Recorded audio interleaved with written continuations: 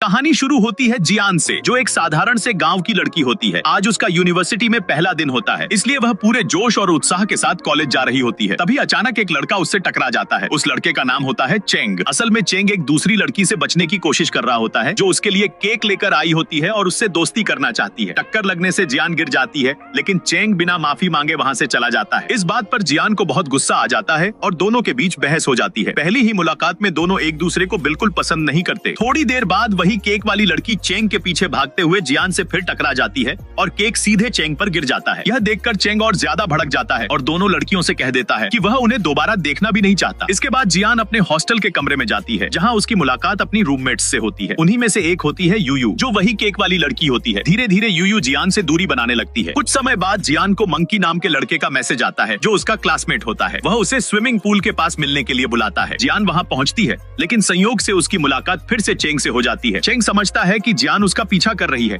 लेकिन जियान उसे बताती है कि वह सिर्फ अपने दोस्त से एक किताब लेने आई है। किताब को लेकर दोनों के बीच खींचतान हो जाती है और इसी दौरान चेंग पूल में गिर जाता है। सब लोग हैरान रह जाते हैं, क्योंकि चेंग को तैरना नहीं आता और वह डूबने लगता है। बिना कुछ सोचे समझे जियान पूल में कूद जाती है और उसकी जान बचा लेती है। वहीं मौजूद एक लड़का पूरी घटना को कैमरे में रिकॉर्ड कर लेता है। बाद में पता चलता है कि चेंग असल में यूनिवर्सिटी के स्विमिंग क्लब का प्रेसिडेंट है। यह जानकर जियान और भी ज्यादा हैरान हो जाती है कि एक अच्छा तैराक डूब कैसे सकता है। अगले ही दिन वह लड़का, जो एक पत्रकार होता है, चेंग की तस्वीरें और वीडियो इंटरनेट पर डाल देता है। तस्वीरों में दिखाया जाता है कि कैसे जियान उसे सीपीआर दे रही है। यह सब सोशल मीडिया पर वायरल हो जाता है और पूरे कॉलेज में चेंग का मजाक बनने लगता है। चेंग बहुत गुस्सा हो जाता है और जियान खुद को दोषी मानने लगती है। जियान चेंग के लिए एक माफीनामा लिखती है, लेकिन उसे कमरे में छोड़कर खाना खाने चली जाती है। पीछे से यूयू वह चिट्ठी पढ़ लेती है और उसे बदलकर अपमान और ताने वाली चिट्ठी बना देती है। मंकी वह चिट्ठी चेंग तक पहुंचा देता है। चेंग जब उसे पढ़ता है तो उसका गुस्सा और बढ़ जाता है। जब वह जियान से पूछता है तो जियान अनजाने में मान लेती है, क्योंकि उसे नहीं पता होता कि चिट्ठी बदली जा चुकी है। अब चेंग ठान लेता है कि वह जियान से बदला लेगा। कुछ दिनों बाद जियान स्विमिंग क्लब ज्वाइन करने जाती है। वहाँ यूयू पहले से मौजूद होती है और जियान के खिलाफ बोलती है कि उसके पास कोई मेडल नहीं है। जियान बताती है कि वह अपने गांव में कई प्रतियोगिताएं जीत चुकी है, लेकिन नियमों के कारण उसे मना किया जा रहा होता है। तभी चेंग बीच में आता है और जियान को क्लब में शामिल कर लेता है। ऊपर से वह दोस्ती दिखाता है, लेकिन अंदर ही अंदर वह जियान को परेशान करने की योजना बना रहा होता है। यूयू को बहुत जलन होती है और वह जियान को तैराकी की रेस के लिए चुनौती देती है। शर्त होती है कि जो हारेगा वह क्लब छोड़ देगा। रेस शुरू होती है। पहले यूयू आगे रहती है, लेकिन आखिर में जियान उसे पीछे छोड़कर जीत जाती है। यूयू गुस्से में क्लब छोड़ने की बात करती है, लेकिन सब उसे समझा देते हैं। फिर भी वह मन ही मन फैसला कर लेती है कि अगली बार वह जियान को हराकर ही दम लेगी। इधर चेंग देख लेता है कि जियान सच में काबिल है, लेकिन फिर भी वह उसे अकेले में ज्यादा कड़ी ट्रेनिंग देता है ताकि वह थक जाए। जियान चुपचाप सब सहती रहती है। एक दिन यूयू चुपके से जियान के शैम्पू को रंग वाले केमिकल से बदल देती है। नहाने के बाद जब जियान बाहर आती है तो उसके बाल तोते जैसे रंग बिरंगे हो जाते हैं। शर्मिंदगी में वह तुरंत सैलून की ओर निकल जाती है। रास्ते में उसकी साइकिल चेंग के ईयरफोन के तार में उलझ जाती है। चेंग गिरने ही वाला होता है, लेकिन जियान चुपचाप तार निकालकर भाग जाती है। उसकी टोपी वहीं गिर जाती है, जिसे चेंग उठा लेता है। बाल ठीक करवाने के बाद जियान एक कॉस्प्ले कैफे जाती है, जहां वह अपने पसंदीदा किरदार से मिलने आई होती है। उसी कैफे में चेंग, मंकी और उनके दोस्त भी होते हैं, लेकिन चश्मा और घुंघराले बाल न होने की वजह से जियान बिल्कुल अलग दिखती है, इसलिए कोई भी उसे पहचान नहीं पाता। सब बस इतना सोचते हैं कि ये लड़की काफी प्यारी है, लेकिन तभी चेंग उसे पहचान लेता है और सबके सामने कह देता है कि यह वही जियान है और उसका लुक कोई खास नहीं है। यह सुनकर जियान तुरंत अपनी दोस्त माइफिन के पीछे छिपने की कोशिश करती है, लेकिन चेंग उसका पीछा करता है। वह जियान से कहता है, तुम्हारे पास इतना टाइम है कि बाल भी ठीक करवा लो और यहाँ कॉस्प्ले देखने भी आ जाओ। इसके बाद वह उसे और ज्यादा अतिरिक्त ट्रेनिंग दे देता है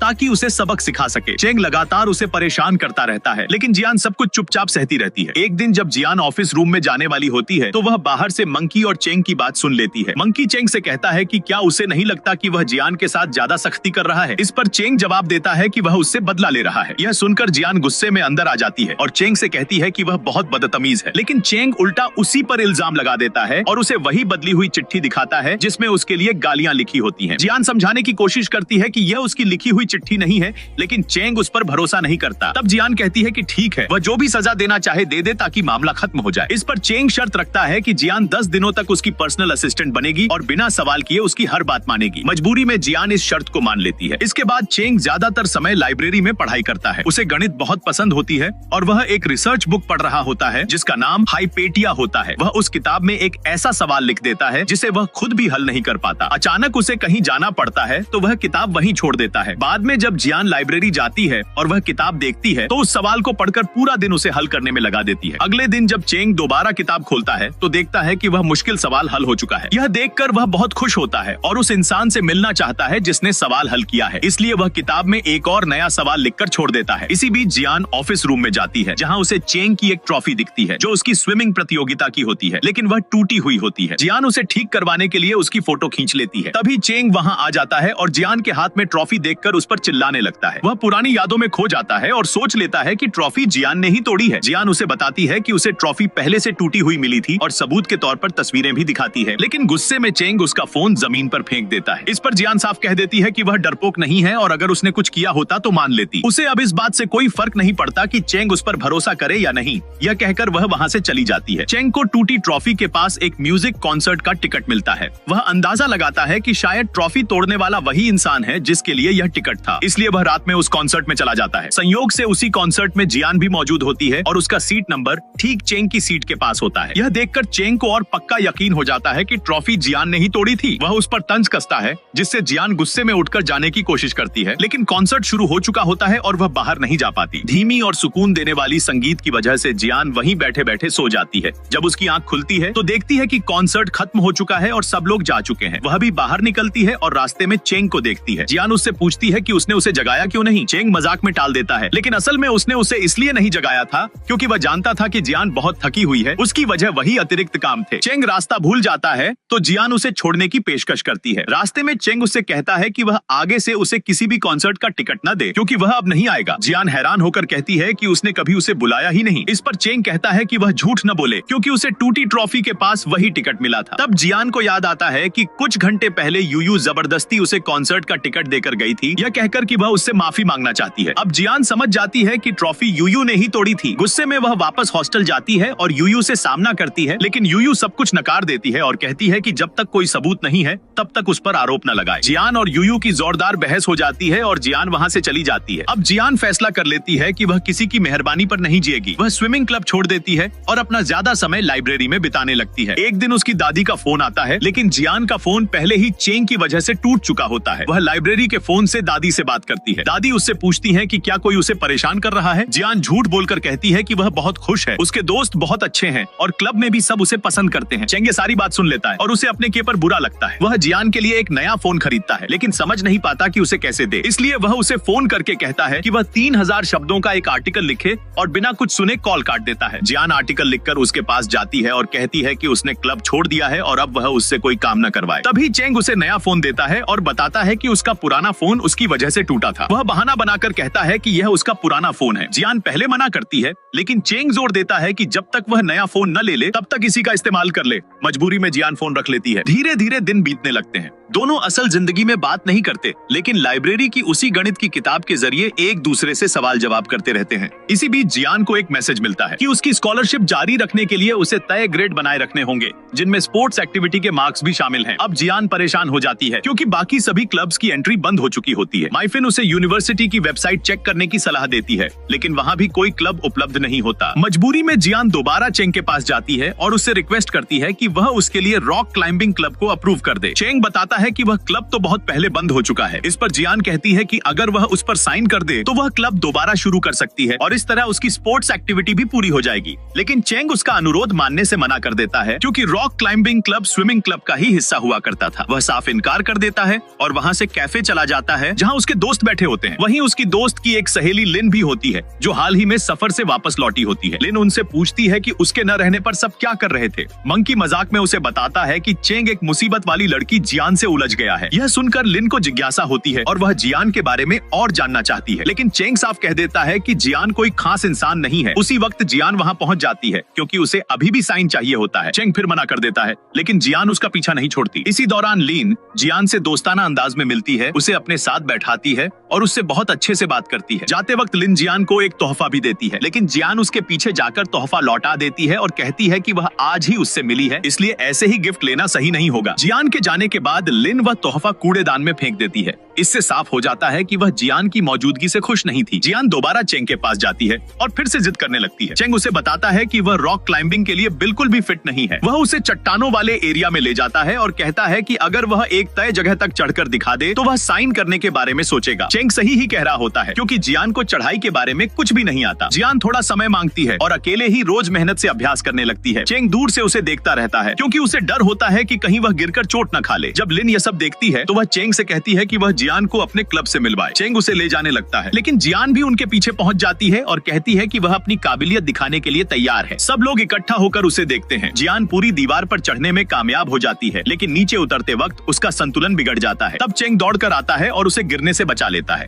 लेकिन गलती से वह उससे टकरा जाता है। दोनों को थोड़ी शर्मिंदगी होती है और चेंग वहां से चला जाता है। लिन यह सब देखकर परेशान हो जाती है लेकिन अपने चेहरे पर कुछ नहीं दिखाती। अगले ही दिन चेंग जियान के कागजों पर साइन कर देता है जिससे वह अपना रॉक क्लाइंबिंग क्लब शुरू कर सकती है क्योंकि उसने शर्त जीत ली होती है। जियान बहुत खुश होती है और अपने क्लब के लिए मेंबर्स ढूंढना शुरू कर देती है लेकिन कोई भी ज्वाइन नहीं करता। इससे वह हताश हो जाती है। तभी मंकी उसके पास आता है और कहता है कि वह बहुत पुराने तरीके से काम कर रही है। वह उसे समझाता है कि पर्चे बांटने के बजाय यूनिवर्सिटी की वेबसाइट पर क्लब का एड डालना चाहिए। जियान उसका शुक्रिया अदा करती है लेकिन मंकी बताता है कि यह आइडिया चेंग का था। इसके बाद मंकी कुछ लड़कों को इकट्ठा करता है और उन्हें जियान के पास लाता है ताकि वह उन्हें क्लब के बारे में समझा सके। जियान एक इनाम भी रखती है कि जो कोई दीवार पर चढ़ेगा उसे पुरस्कार मिलेगा लेकिन दीवार बहुत ऊंची होती है इसलिए सब डर जाते हैं। तब मंकी हिम्मत करके चढ़ने लगता है जबकि उसे ऊंचाई से डर लगता है। वह यह सब सिर्फ इसलिए करता है ताकि जियान का हौसला न टूटे। जब चेंग यह देखता है तो वह तुरंत ऊपर चढ़ता है, मंकी को संभालता है और सुरक्षित नीचे उतारता है। मंकी जियान से माफी मांगता है कि वह उसकी ज्यादा मदद नहीं कर पाया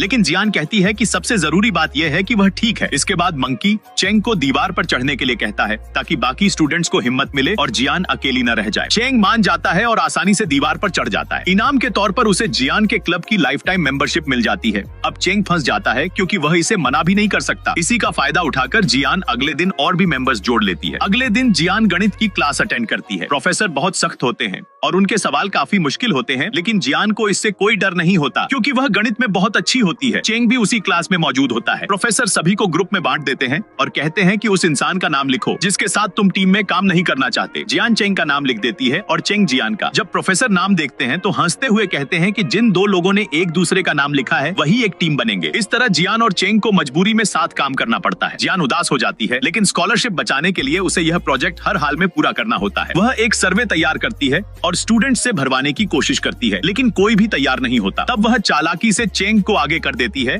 और खुद वीडियो रिकॉर्ड करने लगती है। जैसे ही लड़कियां चेंग को देखती हैं, वे खुशी खुशी सर्वे भर देती हैं। इस तरह वे काफी डेटा इकट्ठा कर लेते हैं। अब भी थोड़ा डेटा बाकी होता है तो चेंग उसे अपने दोस्त के कैफे में ले जाता है जहां सब लोग सर्वे भर देते हैं। यहाँ तक कि जियान और चेंग खुद भी सर्वे भरते हैं। जियान जब जवाब और वीडियो चेक करती है तो वीडियो के शुरू में वही सीन दिखता है जहाँ वह गिरने वाली थी और चेंग ने उसे बचाया था। यह देखकर यूयू को बहुत जलन होती है। मौका देखकर यूयू जियान के नहाने के दौरान चेंग का भेजा हुआ मैसेज डिलीट कर देती है जिसमें उसने डेटा ठीक करने को कहा होता है ताकि जियान सुधार न कर पाए और मुसीबत में फंस जाए। प्रेजेंटेशन वाले दिन जियान और चेंग क्लास के सामने आते हैं। जियान बिना सुधरा हुआ पावर पॉइंट चला देती है। चेंग तुरंत प्रेजेंटेशन अपने हाथ में ले लेता है और सारे आंकड़े याद से समझा देता है। फिर भी उन्हें बहुत कम नंबर मिलते हैं। प्रोफेसर कहते हैं कि यह ग्रुप प्रोजेक्ट नहीं लग रहा था क्योंकि सारा काम चेंग ने अकेले किया और पावर पॉइंट भी बंद पड़ा रहा। जियान कुछ कहना चाहती है लेकिन चेंग प्रोफेसर से माफी मांगता है और उसे चुपचाप उसकी सीट पर वापस बैठा देता है। क्लास के बाद चेंग जियान से पूछता है कि उसने डेटा ठीक क्यों नहीं किया। जब वह उसे गलती बताता है तो जियान टूट जाती है और वहां से चली जाती है। हॉस्टल में वह यह सब अपनी दोस्त माइफिन को बताती है। माइफिन कहती है कि चेंग को उसे पहले ही अच्छे से समझाना चाहिए था। जियान रोते हुए कहती है कि उसकी पढ़ाई स्कॉलरशिप पर टिकी है और अगर नंबर ऐसे ही कटते रहे तो वह सब कुछ खो देगी। उसे बहुत बुरा लगता है और वह खुद को कमजोर महसूस करने लगती है। इसलिए वह सोचती है कि अगर स्कॉलरशिप चली भी जाए तो उसके पास फीस भरने के लिए पैसे होने चाहिए। वह नौकरी ढूंढने निकलती है। तभी लिन उसे सुझाव देती है कि वह यूनिवर्सिटी कैंपस के अंदर ही काम कर ले। जियान कॉलेज में पढ़ाई के साथ साथ एक रेस्टोरेंट में काम करने लगती है। उस रेस्टोरेंट का मालिक उसके पिता का जान पहचान वाला होता है इसलिए वह जियान को नौकरी दे देता है। जियान उसका शुक्रिया अदा करती है और काम शुरू कर देती है। उसी रेस्टोरेंट में कॉस्प्ले क्लब का एक इवेंट होने वाला होता है जिसमें उसकी दोस्त माइवेन शामिल होती है। माइवेन इवेंट की तैयारी करती है और सभी लोग अपने अपने कॉस्ट्यूम पहन लेते हैं। माइवेन ने अपने पसंदीदा मशहूर कॉस्प्ले कैरेक्टर लुओ शुई को इनवाइट किया होता है। लुओ शुई चुपचाप वहाँ पहुँचता है ताकि कोई उसे पहचान न सके। वह अंदर जाकर कॉस्ट्यूम बदलता है। जब जियान उसे देखती है तो उसे अवॉइड करने की कोशिश करती है लेकिन चेंग रेस्टोरेंट के मैनेजर से कहता है कि जियान ही खास तौर पर उसे जूस सर्व करे। जियान बदला लेने का सोचती है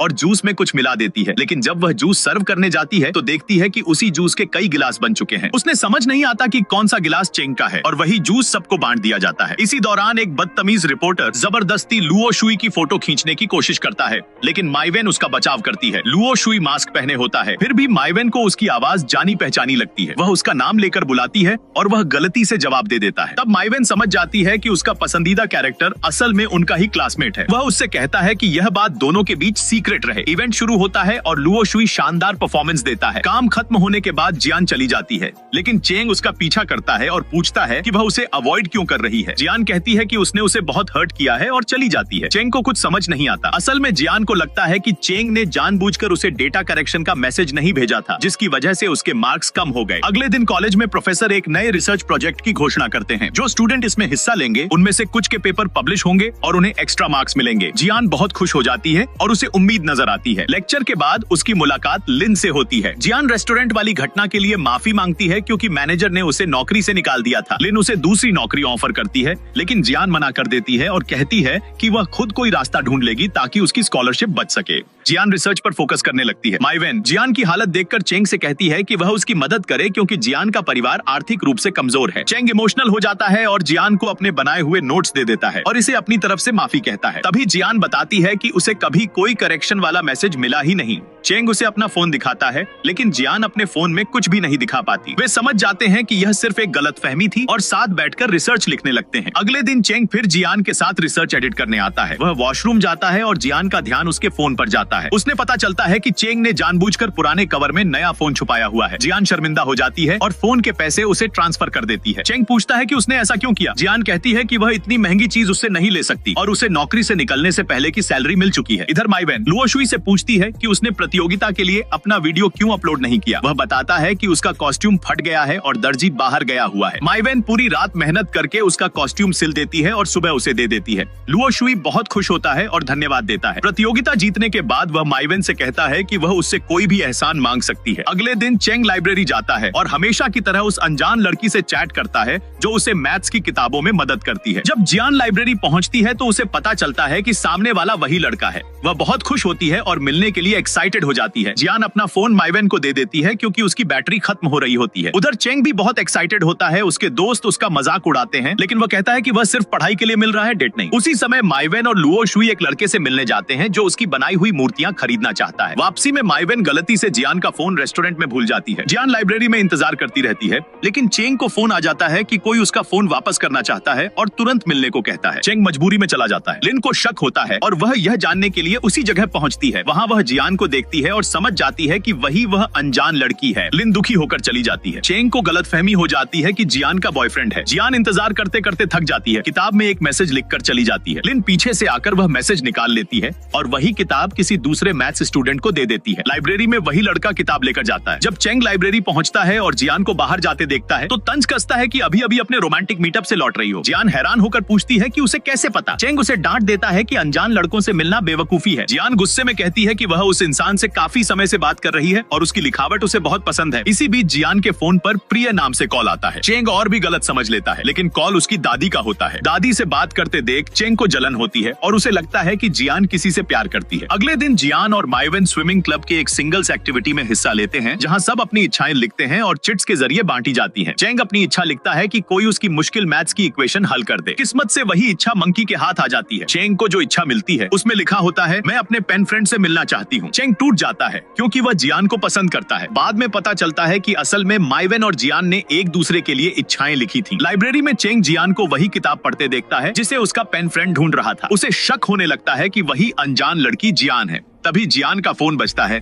फिर से उसकी दादी का। चेंग गुस्से में फोन उठा लेता है, लेकिन सच जानकर शर्मिंदा हो जाता है। जियान साफ कह देती है कि उसका कोई बॉयफ्रेंड नहीं है, सिर्फ एक पेन फ्रेंड है। उधर लुओ शुई माइवेन की इच्छा पूरी करता है। कॉस्प्ले पहनकर उसके साथ फोटो खिंचवाता है। माइवेन बहुत खुश होती है। जब मंकी चेंग को हल्की हुई इक्वेशन देता है तो चेंग लिखावट पहचान लेता है और पक्का हो जाता है कि पेन फ्रेंड जियान ही है। अगले दिन प्रोफेसर जियान के रिसर्च के सफल होने की घोषणा करते हैं। जियान चेंग को धन्यवाद देती है और वह उसे लंच पर ले जाती है। रेस्टोरेंट में गलतफहमी, हंसी मजाक और छोटी सी तकरार के बाद दोनों और करीब आ जाते हैं। लिन बच्चों की जिम्मेदारी जियान को सौंपती है। जियान बच्चों के साथ जाती है, लेकिन बच्चे बहुत शरारती होते हैं। इसी दौरान एक छोटी बच्ची गुम हो जाती है। घबराई हुई जियान उसे ढूंढती है और झील के पास देखती है। तभी बच्ची पानी में गिर जाती है। चेंग डर की वजह से पानी में नहीं कूद पाता, लेकिन जियान बिना सोचे कूदकर बच्ची को बचा लेती है। उसका पैर मुड़ जाता है। चेंग उसे अस्पताल ले जाता है और खुद को जिम्मेदार मानते हुए रोज उसे छोड़ने लाने का फैसला करता है। जियान के चोटिल होने पर चेंग उसके क्लाइंबिंग क्लब में उसकी जगह ट्रेनिंग संभालता है। उधर लिन जलन में जानबूझकर अपना लैपटॉप खराब कर देती है ताकि चेंग उसके साथ जाए।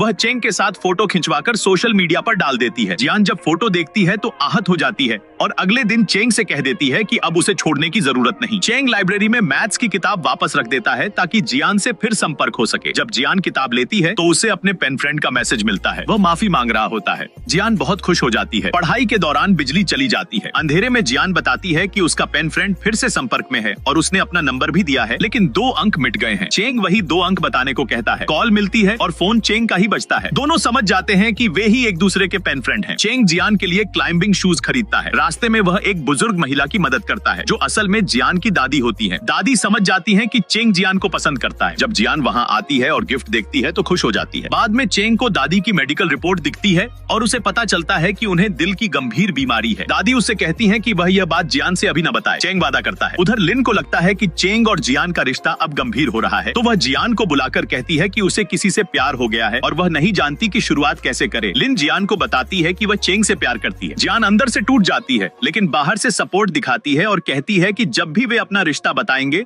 वह साथ देगी। इसके बाद जियान फिर से चेंग से दूरी बना लेती है। इम्तिहान खत्म होते हैं। मंकी सबको बाहर चलने के लिए बुलाता है, लेकिन जियान और माइवेन जल्दी निकल जाती हैं। चेंग को यकीन हो जाता है कि कुछ गलत है। लिन उसे शॉपिंग पर ले जाती है, लेकिन चेंग जानबूझकर लिन को शेंजी के साथ छोड़ देता है। मॉल में गलती से जियान उन्हें देख लेती है और भी कंफ्यूज हो जाती है। बाद में जियान चेंग को रोता हुआ देखती है और समझती है कि शायद लिन ने उसे छोड़ दिया है, लेकिन सच्चाई यह निकलती है कि वह रो नहीं रहा था। उसे बहुत तीखा खाना लग गया था। चेंग साफ कह देता है कि वह और लिन सिर्फ दोस्त हैं। जियान को हैरानी होती है। माइवेन तय करती है कि वह लुओ शुई को अपने प्यार का इजहार करेगी और जियान उसकी मदद करती है। कैफे बुक किया जाता है, लेकिन गलतफहमी में शेंजी और मंकी समझ लेते हैं कि यह सब जियान चेंग के लिए है। पैसे जुटाने के लिए जियान और माइवेन स्टॉल लगाती हैं, जहां झगड़ा हो जाता है और कॉलेज उन्हें डांट देता है। चेंग उन्हें स्विमिंग क्लब में दिन की मजदूरी पर काम दिलाता है। पैसे मिलते हैं और कैफे सज जाता है। तभी सच सामने आता है कि इजहार माइवेन के लिए है। माइवेन लुओ शुई से अपने प्यार का इजहार करती है, लेकिन एक रिपोर्टर सब कुछ बिगाड़ देता है। इसके बाद लुओ शुई लाइव आकर अपनी पहचान सबके सामने खोल देता है और माइवेन को अपनी गर्लफ्रेंड मान लेता है। दोनों खुश हो जाते हैं। चेंग अब जियान की फीलिंग्स समझने की कोशिश करता है,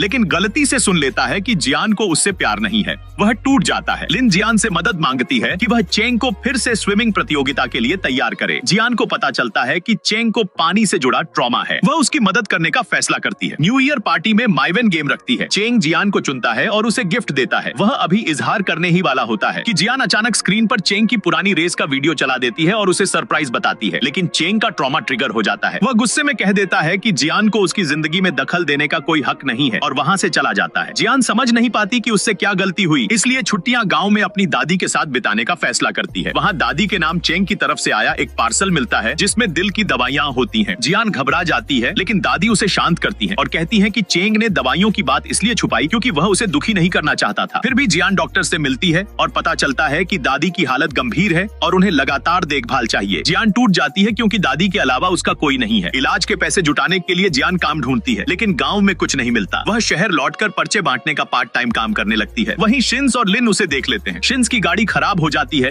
जिसे जियान अपने अनुभव से ठीक कर देती है। मैकेनिक उसकी काबिलियत से प्रभावित होकर उसे काम पर रख लेता है। बाद में चेंग को पता चलता है कि जियान मर्दों के बीच मैकेनिक शॉप में काम कर रही है। वह उसे वहां से हटाने की कोशिश करता है, लेकिन जियान उसकी मदद लेने से इनकार कर देती है। जब चेंग को मालूम होता है कि जियान को लड़कों वाले हॉस्टल में रहना पड़ रहा है, तो वह उसे अपनी रिश्तेदार के खाली घर में रहने का प्रस्ताव देता है, बदले में सफाई का काम। पहले जियान मना करती है, लेकिन हालात के कारण मान जाती है। जियान दादी के भेजे खाने से चेंग का शुक्रिया अदा करती है। चेंग उससे खाना बनवाता है और दोनों साथ खाना खाने लगते हैं। जियान अपने माता पिता की मौत और दादी की बीमारी के बारे में बताती है, जिससे चेंग भावुक हो जाता है और रोज उसके साथ खाना खाने आने लगता है। उधर लिन चेंग को अपने साथ लंच पर जबरदस्ती ले जाती है। जियान उसका इंतजार करती रहती है और दुखी होकर अकेले घूमने निकल जाती है। तभी साल की पहली बर्फबारी शुरू होती है। चेंग सब कुछ छोड़कर जियान के पास पहुंच जाता है और दोनों साथ डिनर करते हैं। तस्वीरें देखते हुए जियान चेंग के एक दोस्त के बारे में पूछती है। चेंग बताता है कि वह उसका सबसे अच्छा दोस्त था, जो डाइविंग हादसे में मर गया। उस हादसे के बाद से चेंग को पानी से डर लगने लगा। जियान समझ जाती है कि लिन ने यह सच्चाई उससे छुपाई थी। अगले दिन लिन को पता चलता है कि जियान चेंग के रिश्तेदार के घर रह रही है। वह उससे बात करती है और झूठी सफाई देकर जियान का भरोसा फिर जीत लेती है। फिर लिन वॉलंटियर ट्रिप पर चेंग को अपने साथ ले जाती है। जाते समय चेंग अपने दोस्त मंकी को जियान का ख्याल रखने को कहता है। मंकी जियान से मिलने जाता है, लेकिन चेंग की रिश्तेदार लड़की रान अचानक आ जाती है। वह आक्रामक होती है और जियान से उसका रिश्ता पूछती है। जियान घबरा जाती है और वहाँ से जाने की बात करती है। इसी बीच चेंग को अस्पताल से फोन आता है कि जियान की दादी की हालत बहुत बिगड़ गई है। चेंग तुरंत अपनी यात्रा बीच में छोड़कर अस्पताल के लिए निकल पड़ता है और यह जानकर जियान भी वहाँ पहुँच जाती है। दादी की सर्जरी के बाद जियान और चेंग उसके होश में आने तक अस्पताल में रहते हैं। जियान डर के मारे रोती रहती है, लेकिन दादी उसे समझाती है कि अब वह ठीक है। छुट्टियां खत्म होने पर कॉलेज दोबारा शुरू होता है और हॉस्टल में जियान और माइवेन के साथ एक नई छात्रा आती है। वह रान होती है। उसी दौरान क्लब्स की वार्षिक जांच नजदीक होती है। जियान के क्लाइंबिंग क्लब की रेटिंग हर कैटेगरी में 0 होती है। जियान सोचती है कि अगर कोई बेहद अच्छा क्लाइंबर उनके क्लब में आ जाए तो ग्रेड सुधर सकता है। तभी रान क्लब ज्वाइन करने आती है। जियान समझ जाती है कि वही परफेक्ट मेंबर है, क्योंकि रान कई प्रतियोगिताएं जीत चुकी होती है। जियान उसका स्वागत करती है, लेकिन रान घमंडी होती है और क्लब को बेकार कहकर छोड़ने लगती है। जियान उसे रोककर समझाती है कि वे क्लब को बेहतर बना सकते हैं। रान एक शर्त रखती है, 3 दिन बाद दोनों के बीच मुकाबला होगा। अगर जियान जीत गई तो रान क्लब ज्वाइन कर लेगी। जियान चुनौती स्वीकार करती है और पूरी मेहनत से ट्रेनिंग शुरू कर देती है। चेंग रान से कहता है कि जियान के साथ नरमी रखे और यह भी साफ करता है कि जियान का उसके घर में रहना उसकी गलती थी। मुकाबले के दिन रान अपनी प्रोफेशनल स्किल से बहुत आगे निकल जाती है। जियान गिरती है, चोट भी लगती है, लेकिन क्लब के सदस्य उसका हौसला बढ़ाते हैं। जियान हिम्मत नहीं हारती और आखिर में दोनों साथ जीत जाती हैं। रान क्लब में शामिल हो जाती है और जियान उसे कोच बनने का ऑफर देती है, जिसे वह मान लेती है।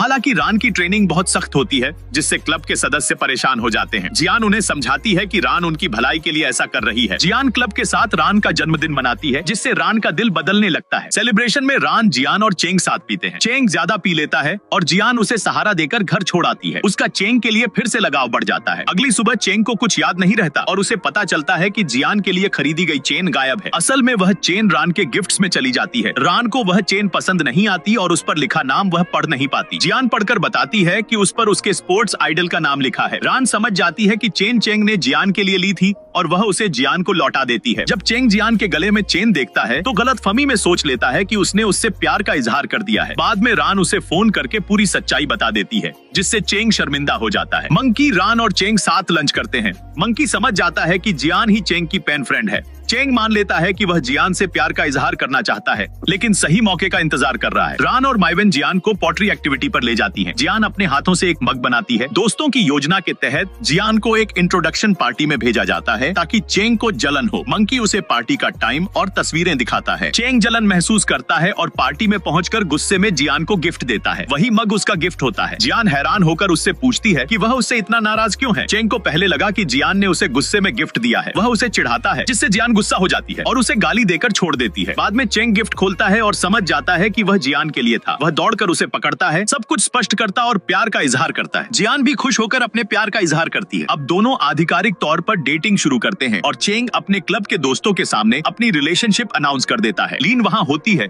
और बहुत जलन महसूस करती है। मंकी खुश होता है और रान के साथ इसे सेलिब्रेट करता है। रान मंकी की तारीफ करती है और खुद भी इम्प्रेस होती है। इस बीच जियान और चेंग के लिए ब्रेकफास्ट ले जाते समय लीन जियान का खाना कचरे में फेंक देती है। जियान को समझ आता है कि लीन ने यह किया है। वह लीन को कन्फ्रंट करती है, लेकिन लीन बार बार झूठ बोलती है। जियान उसे चेतावनी देती है कि अगली बार वह सब सच चेंग के सामने बताएगी। लीन फिर अपनी चाल चलती है। वह स्विमिंग पूल में खुद को डूबने का दिखावा करती है ताकि चेंग उसकी मदद करे। वह सफल होती है और चेंग उसे अस्पताल ले जाता है। लीन दावा करती है कि वह 1 साल से डिप्रेशन की दवाइयां ले रही है, जिससे वह बेहोश हो गई। सब उससे चिंतित हो जाते हैं, खासकर चेंग। जियान लीन का पूरा ध्यान रखती है और उसकी मदद करती है, लेकिन रान को पता चलता है कि लीन झूठ बोल रही थी। वह सच में बीमार नहीं है और वह सिर्फ ध्यान खींच रही थी। रान और जियान मिलकर योजना बनाती हैं कि लीन को पकड़ें और उसे सही रास्ते पर लाएं। जैसे ही चेंग पहुंचता है, उसे पता चलता है कि लीन ने दवा के नाम बदल दिए थे।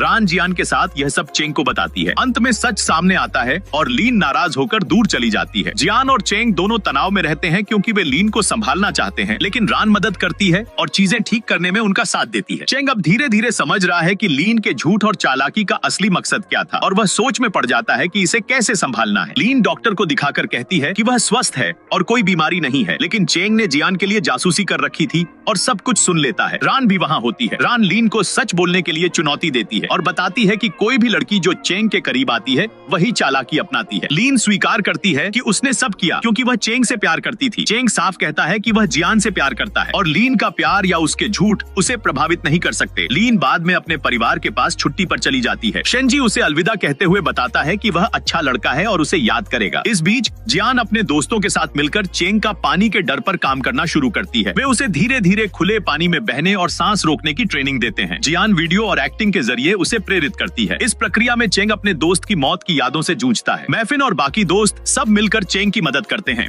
ताकि वह अपने डर को पार कर सके। यात्रा के दौरान मैफिन अपनी भावनाएं भी व्यक्त करती है और जियान चेंग का रिश्ता और भी मजबूत होता है। इस दौरान रान की तैयारी और उसकी दोस्ती भी दिखाई देती है। वह विदेश जाती है लेकिन चेंग और जियान की दोस्ती और प्यार मजबूत रहता है। लीन धीरे धीरे बदलती है और अपने पुराने रवैये के लिए माफी मांगती है। कुछ दिन बाद जियान चेंग से कुछ दूरी पर होती है क्योंकि वह उसके बदलते व्यवहार को देखती है। चेंग उसे बाद में समझाता है कि उसने ऐसा इसलिए किया क्योंकि जियान ने संगीत में प्रदर्शन किया था और उसने उसका सही मूल्यांकन करना चाहा। इस बीच जियान चेंग के मानसिक स्वास्थ्य पर भी ध्यान दे रही है और उसकी स्टडी साइकोलॉजिकल मदद करती है। अंत में जियान ने एक रिकॉर्डिंग की होती है जिसमें वह अपने और चेंग के रिश्ते और उसकी मानसिक स्थिति के बारे में सोचती है। चेंग इसे सुनकर हैरान होता है कि जियान उसे समझ रही है और उसकी मदद करना चाहती है। जियान का रिकॉर्डिंग वाला हालिया ट्रायल सामने आता है। चेंग उसे सुनकर तुरंत कन्फ्रंट करता है और कहता है कि उनका रिश्ता खत्म है। जियान उसे रोकने की कोशिश करती है लेकिन चेंग सुनना नहीं चाहता। वह टूटती है और दोस्तों के पास जाकर स्थिति बताती है। शिंज रिकॉर्डिंग को ठीक कर देता है जिससे चेंग को पूरी सच्चाई पता चलती है। जियान चेंग की प्रतियोगिता में उसे देखने जाती है और दोनों मिलकर परेशानियों का सामना करते हैं। चेंग को अपने डर और मानसिक संघर्षों पर काबू पाने में मदद मिलती है। जियान उसकी मदद करती है और दोनों के बीच भरोसा और प्यार फिर से मजबूत होता है। लीन की शरारतें और झूठ भी सामने आते हैं।